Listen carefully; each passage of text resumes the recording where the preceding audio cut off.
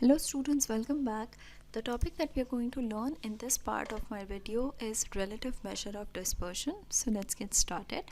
So the topic that we're going to learn in relative measure of dispersion, or you can say that the important measures of relative measure of dispersions are coefficient of range, coefficient of quartile deviation, coefficient of mean deviation, and coefficient of variation. Now what we are going to do first is that we're going to look at the formulas for all four measures, and then we will take an example and solve all those four measures on that data. So let's get started with it. First of all, the coefficient of range. Now the coefficient of range is equals to maximum value minus minimum value divided by maximum value plus minimum value multiplied by 100. Now if we just talk about range, the concept of range is the maximum value minus minimum value, and which is almost same out here. So for coefficient of range, the formula is this, and symbolically we write it as x of m minus xn divided by xm plus xn multiplied by 100. Now xm means the maximum value and xn means the minimum value. Alright, now it depends whatever type of data is given to us. We need to find out its maximum value, we need to find out its minimum value to calculate the coefficient of range. The second part is coefficient of quartile deviation. So the coefficient of quartile deviation is equals to Q3 minus Q1 divided by Q3 plus Q1 into 100. Now as we all know that Q3 represents the upper quartile whereas Q1 represents the lower quartile.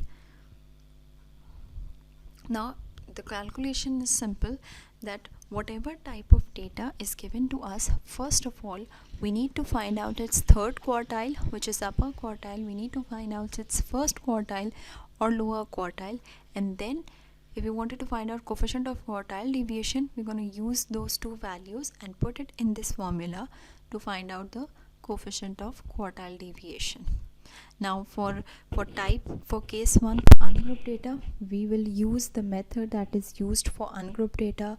For group data, the formula that is used to we used to use for third quartile, finding values of third and first quartile. So you're going to use the formulas. So for quartile formulas, it depends on the data, and you can go back and listen to my videos before just jumping onto it, because you need to know how to calculate quartiles first. And in my previous videos I've already explained that how we can calculate quartiles for different types of data. Okay, so the third coefficient is coefficient of mean deviation or mean absolute deviation. Now we know that mean absolute deviation or mean deviation is about mean and about median. So if you're talking about coefficient of mean deviation, that also we will be calculating it for about mean and for about median. Now for about mean, the formula is coefficient of mean deviation about mean. Now this symbol represents coefficient of mean deviation about mean, which is equals to mean deviation about mean divided by mean multiplied by 100. Alright, so for about median, we will be using the formula mean deviation about median divided by median multiplied by 100. Now if you just talk about mean first, for this formula we need to find out mean deviation about mean. We need to find out mean of that data, whatever data is given to us, which coefficient we need to calculate. So we need to find out its mean, we need to find out its mean deviation about mean, and then we will substitute those two values in this formula to find out coefficient of mean deviation about mean. And for about median, what we are going to do is we need to find out median value of the data. Now data varies. It can be ungrouped data, it can be group data, it can be simple frequency distribution. So we need to know how to calculate median and mean deviation about mean of all the types of data, so that whenever a question is given to us, we're simply going to use the techniques, the method that is used to find out these parameters or these those measures into this formula to find out coefficient of mean deviations, which is about mean and about median. All right. The final coefficient is coefficient of variation. Now the formula for coefficient of variation is equals to sigma upon mean multiplied by 100. Now sigma out here represents the standard deviation and x bar represents the mean. So we need to calculate the standard deviation of the given data first in order to find out coefficient of variation, and we need to know the mean of that data. After calculating those two values, we will be substituting these values into the coefficient of variation formula to find out a final answer. Now as you can see that these all measures are calculated in percentage value, which is they all are multiplied by 100. Okay, so these are all percentages values. So what we are going to do next is that we're going to take an example and we're going to solve all the four measures onto that type of data, and we're going to find out our answers. So let's just get started with it. Right, so here is an example. So example is a group of university students reveal the following current balance in their bank accounts. Now these are the balance of their university students, and we need to find out coefficient of variations, coefficient of variation, coefficient of range, coefficient of quartile deviation, and coefficient of mean deviation on all on this set of data. Now, or in general, we can say that we need to find out relative measures of dispersion on this type of data. So for first measure, which is coefficient of range, the formula is maximum value minus minimum value divided by maximum value plus minimum value multiplied by 100. Now in this following data, we need to look for maximum value and for minimum value. Okay, so here I have written the data again. Now as you can see, the maximum value of the data is 4.2. There's a comma out here, so it's it's 4.2. Here it is. Okay, the maximum value is 4.2 and the minimum value is, there it is, 1.4. Okay, so maximum value is 4.2 and the minimum value is 1.4. We're going to substitute these values into this formula, which is the coefficient of range formula, to find out answer, our coefficient of range answer. Okay, so coefficient of range is equals to 4.2 minus 1.4 divided by 4.2 plus 1.4, which gives you answer 0.5.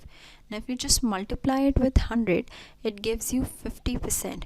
So that means that the coefficient of range is basically 50%.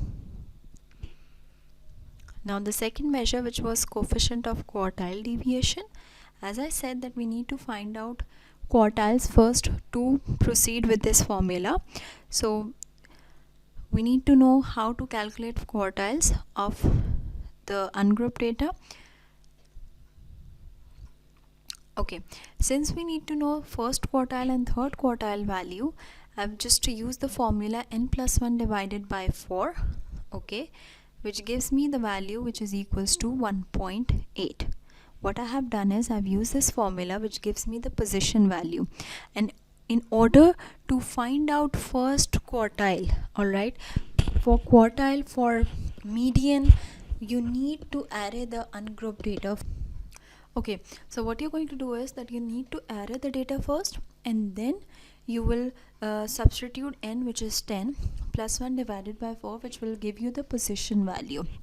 And after determining the position value, you will go back into the data and search for this position. So it is very important for quartiles that you need to array the data first. So I have arrayed the data first.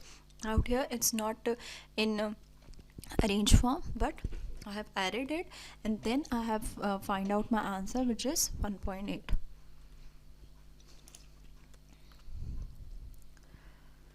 Okay, for third quartile I have did the same thing, which is 3 times into n plus 1 divided by 4. The answer is 8.25th value. Now what I'm going to do is that I'm going to look for this position into my data, and then I have written down the answer, which is 3.65. Now how this answer is how I find this answer, I've already explained it in my previous videos, so you can go back and look at those videos. You'll came across that how we find out values for quartiles when the positions are defined in 8.25 or 8.65 and so on. Okay, so the last step is that now we need to substitute those two values, that is Q3 and Q1, into this formula to find out a final answer.